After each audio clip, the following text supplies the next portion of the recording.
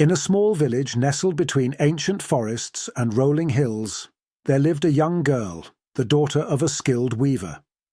From the moment she could walk, the girl was captivated by the rhythmic dance of the loom, watching in awe as her mother's hands transformed simple threads into intricate patterns of beauty. As the girl grew older, her mother's hands began to weaken with age. It soon became clear that the young girl would need to take up the mantle of the village weaver. The task was overwhelming.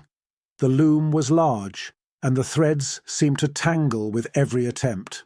Yet, the young girl was determined. She spent hours each day practicing, even when her fingers ached and her eyes grew weary. But the young girl was not one to be defeated by adversity.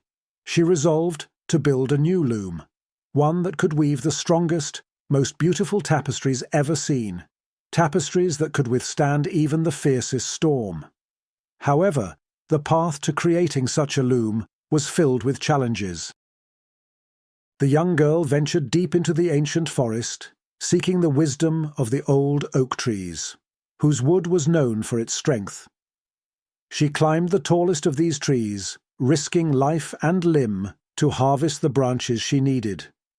Her hands were scratched and bleeding by the time she descended, but she carried the wood home with a heart full of hope.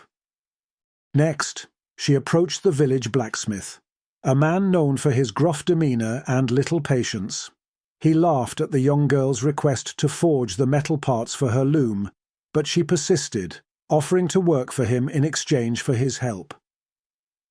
Days turned into weeks as the young girl toiled in the forge, learning the ways of metalwork. The heat was intense, and the work exhausting, but she never wavered. Finally, the loom was complete. It stood tall and sturdy, a testament to the young girl's hard work and determination. Yet, as she began to weave, she faced her greatest challenge. The threads seemed to resist her, tangling and breaking no matter how carefully she worked. The villagers began to lose faith, whispering that perhaps the young girl was too inexperienced to fill her mother's shoes. But the young girl refused to give up. She spent long nights at the loom, experimenting with new techniques, adjusting the tension of the threads, and trying different patterns. Slowly, she began to understand the rhythm of the loom, the way the threads needed to be coaxed and guided. Her tapestries started to take shape, each one more beautiful and resilient than the last. When spring arrived, the young girl unveiled her work at the village market.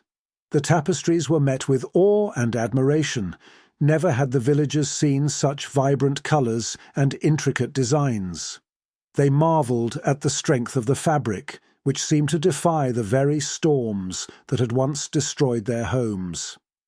The young girl's tapestries quickly became the pride of the village, and merchants from distant lands came to buy them. The village prospered, and the young girl was celebrated not just as a skilled weaver, but as a symbol of resilience and determination. In the years that followed, the young girl continued to weave, her fame spreading far and wide. But she never forgot the challenges she had faced, the adversity that had shaped her into the weaver she had become. Her tapestries told the story of her journey, woven with threads of strength, perseverance, and hope. In the loom of life, it is not the threads that define us, but the way we weave them into a story of triumph.